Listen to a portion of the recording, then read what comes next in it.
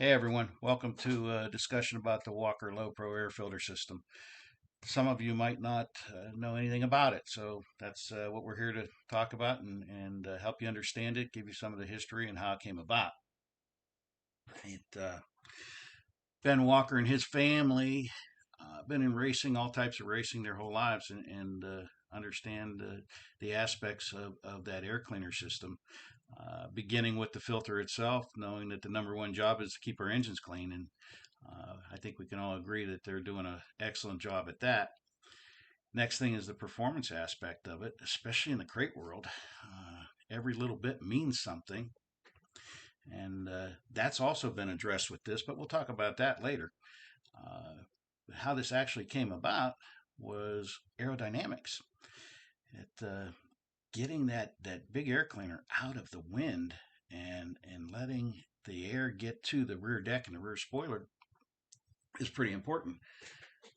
Uh, actually, something that maybe prompted this along a little quicker several years ago was Ben and myself were talking to one of our trusted associates who does quite a bit of wind tunnel testing with different types of chassis. And one thing he was telling us that he said, "There's two things I really need to get rid of." He said, "That's the driver's head and the air cleaner."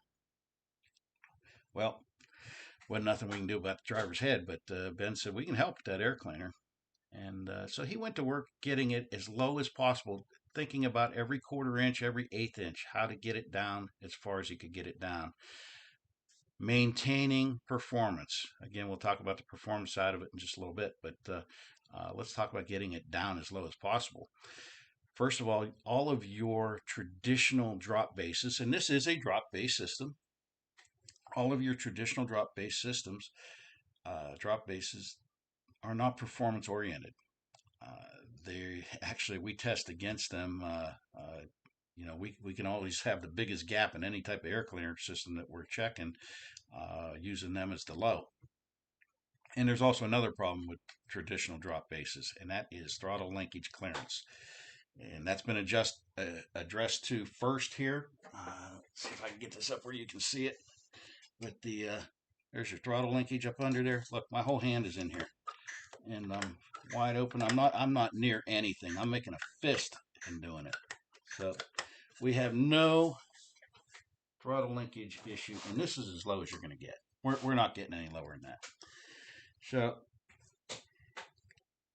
the lid not being a bubble up, being a concave lid, also keeps it out of the air, keeps the air moving to the rear spoiler. So this was actually brought about to get everything as low as possible. Uh, there's no high lip, everything. We'll talk. I'm going to break this down in the next couple of days to show you each component. But just know that this is as low as you're going to get. We're not going to have any issues here with throttle linkage. We can build it up to get it out of the hood if we don't have a cold air box with different SureSeal rings. But the actual distance here is as low as we're going to get. No throttle linkage issues, and the performance side of the thing is incredible.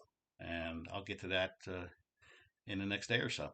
So there's the beginning of it. I want to keep this video real long. I hate long videos.